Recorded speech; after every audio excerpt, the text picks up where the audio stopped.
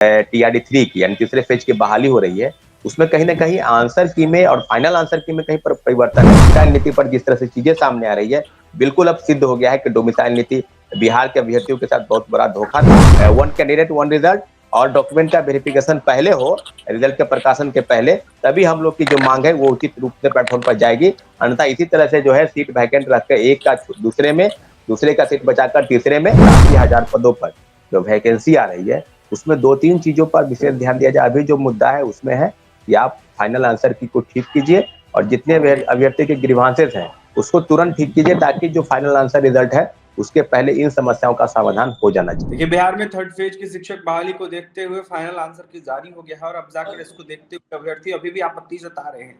अभ्यर्थियों का यह साफ कहना है कि जो आपत्तियां हमने पहले जताई थी, जिस तरीके से जारी हुआ था, सुधार नहीं किया गया और कहीं ना कहीं अभ्यर्थियों के द्वारा यह कहा जा रहा है कि जैसे कि तैसे क्वेश्चन का आंसर जो कहीं ना कहीं पहले आंसर की में दिया गया था, उसी के तर्ज पर फिर से कहीं ना कहीं देखने को मिल रहा है। ऐसे में अभ्यर्थियों में आक्रोश है और लगातार इसका विरोध कर रहे हैं। यूपीएससी आयोग को लेकर कहीं ना कहीं अभ्यर्थियों के द्वारा कहा जा रहा है कि काफी ज्यादा गड़बड़ी हो रही है और ऐसे में कोई सुधार अभ्यर्थियों के हित में नहीं किया जा रहा है।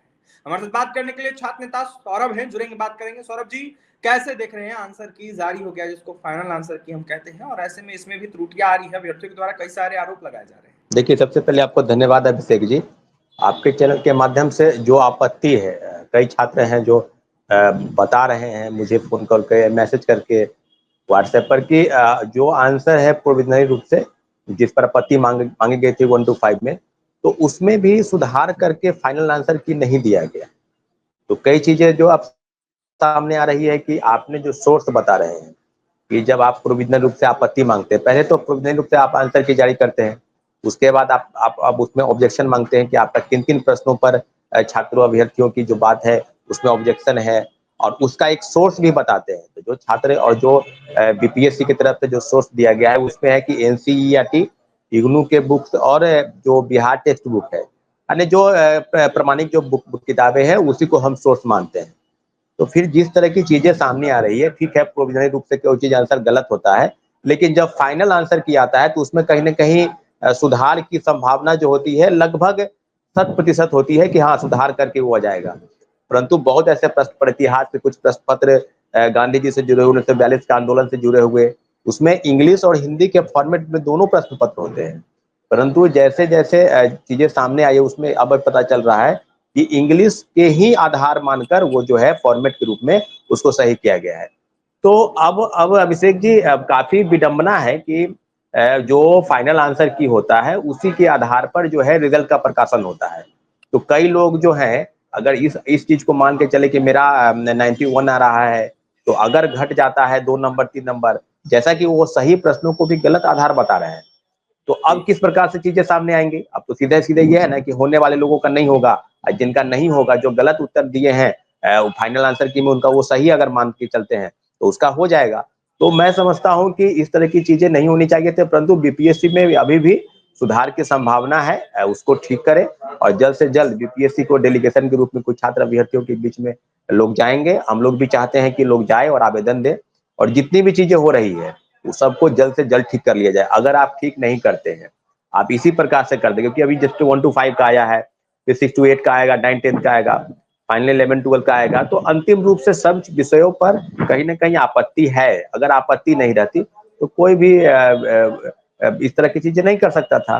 तो इसलिए अभिषेक जी, हम लोग चाहते हैं कि लाखों-लाख अभ्यर्थी है और 87,000 पदों पर जो वैकेंसी आ रही है, उसमें 2-3 चीज़ों पर विशेष ध्यान दिया जाए। अभी जो मुद्दा है उसमें है कि आप फाइनल आंसर की को ठीक कीजिए और जितने अभ्यर्थी के ग्रीवांसेस हैं, उसको तुरंत ठीक कीजिए ताकि जो फाइनल आंसर रिजल्ट है, उसके पहले इन समस्याओं का समाधान हो जाना चाहिए। जी। सौरभ जी, जिस तरीके से आपने कहा कि बहुत ज़्यादा दिक्कतें हैं इसमें, लेकिन जो अधिकारी हैं वो तो कुछ इस पर नहीं कह रहे हैं, कोई स्पष्टीकरण नहीं दे रहे हैं, तो ऐसे में क्या माना जाए, पूरे तरीके से झोल है क्या पूरे आयोग में? जिस तरीके देखिए, जब जब से सिविल सेवा की परीक्षा का भी अगर उदाहरण आप लेंगे, तो हर बार लगभग 2, 3, 4, कभी-कभी ज़्यादा भी 8-9 प्रश्नों का उत्तर गलत देकर जो है आंसर दिया जाता है। इसके पहले आपको याद होगा कि 66वीं पेपर जो हुआ उसमें, 67वीं पेपर में आप बताइए, कुछ चीज़ें ऐसे होती है कि एक्सपर्ट कमिटी जो रिपोर्ट देती है, एक्सपर्ट के जो आंसर होते हैं।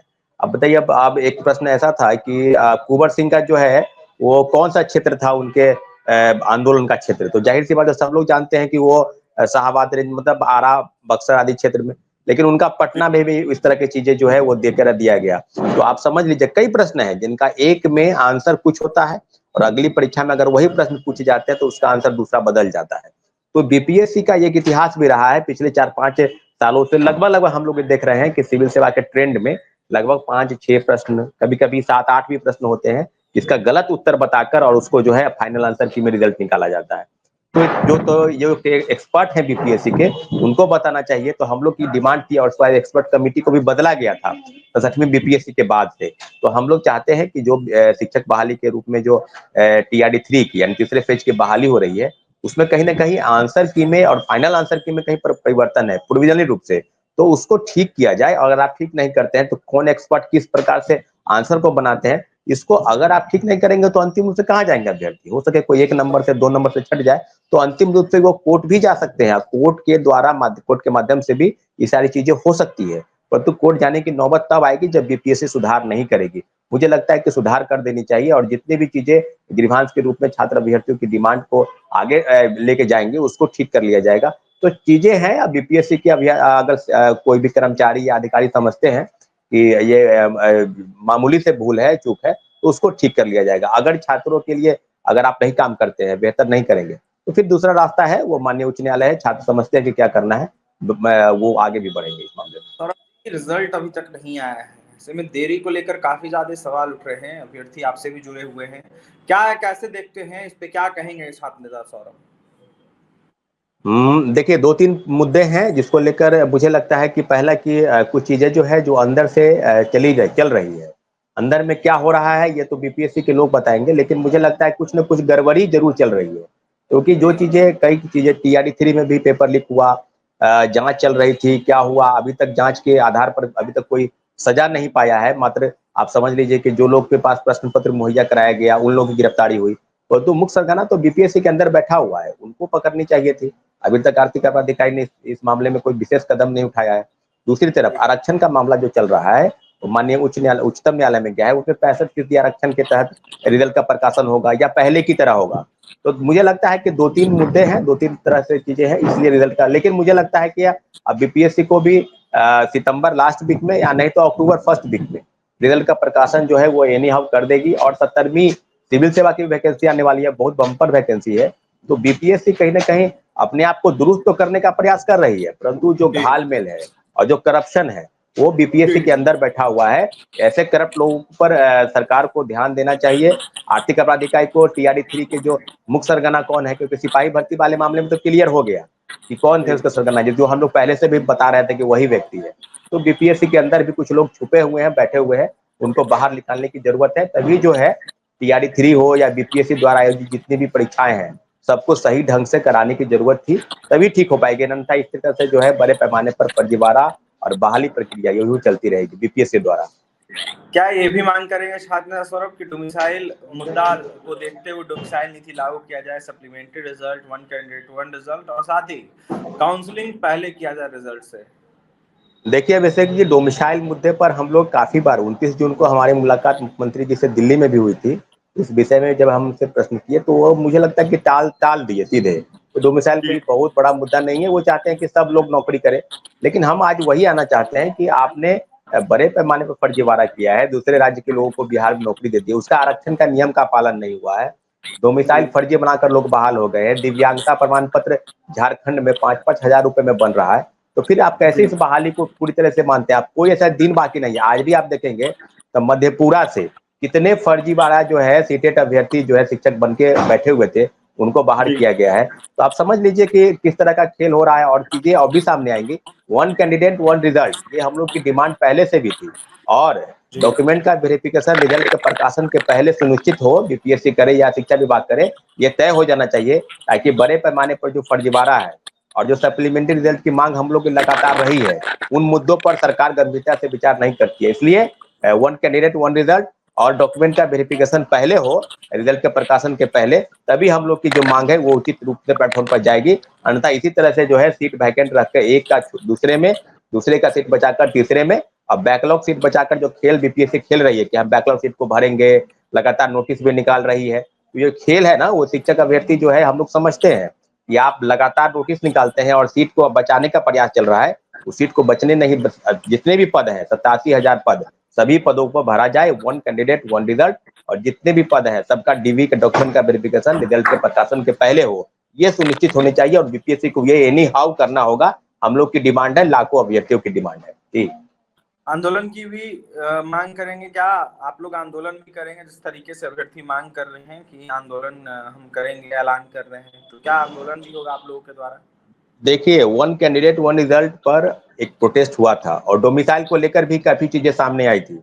तो अब जो गड़बड़ी हो रही है या इस तरह की चीजें नहीं होंगी, तो ऐसा कुछ थोड़ी है कि आंदोलन नहीं होगा। आंदोलन की तो धरती है पटना, आंदोलन तो होना ही है। अगर आप गड़बड़ी करेंगे तो कोई अभ्यर्थी, कोई शिक्षक अभ्यर्थी हो या कुछ भी हो, हम लोग चुप नहीं बैठेंगे, लगातार प्रोटेस्ट जो है वो जारी रहेगा। लेकिन इस तरह की चीजें अब सामने आने दीजिए। वन कैंडिडेट वन रिजल्ट और डॉक्यूमेंट का वेरिफिकेशन रिजल्ट के प्रकाशन के पहले, यही दो प्रमुख अभी डिमांड है। और डोमिसाइल नीति पर जिस तरह से चीजें सामने आ रही है, बिल्कुल अब सिद्ध हो गया है कि डोमिसाइल नीति बिहार के अभ्यर्थियों के साथ बहुत बड़ा धोखा था।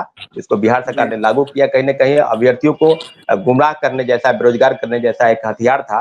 इसका पूरा उपयोग बीपीएससी के पूर्व चेयरमैन और शिक्षा विभाग के अपर मुख्य सचिव के पाठक दोनों ने मिलकर किया है। और पूरा खमियाजा बिहार के अभ्यर्थियों, नौजवान बेरोजगारों को झेलना पड़ा है जी। देखिए, बिहार के अभ्यर्थियों, युवाओं, नौजवानों को झेलना पड़ा है जिस तरीके से बिहार के पूर्व के अपर मुख्य सचिव शिक्षा विभाग के हुआ करते थे के पाठक, उनके द्वारा नीति, उनके नियत के वजह से, और साथ ही जो पूर्व के बीपीएससी के चेयरमैन रह चुके थे अतुल प्रसाद, उनके वजह से ऐसे में अभ्यर्थी काफी ज्यादा झेल रहे हैं। और इसका जीता जागता उदाहरण बिहार में देखने को मिल रहा है। One candidate one result domicile मुद्दा काफी ज्यादा बिहार में गूंज रहा है और ऐसे में अभ्यर्थी अभी भी मांग कर रहे हैं। छात्र नेता सौरभ को आप सुन रहे थे किस तरीके से आंसर की में, जिस तरीके से फाइनल आंसर की जारी हुआ है उसमें त्रुटियों का हवाला दे रहे थे और यह साफ कर रहे थे कि काफी ज्यादा इसमें त्रुटियां है और कहीं ना कहीं अभ्यर्थियों के अनुसार है और इसमें सुधार की जरूरत है।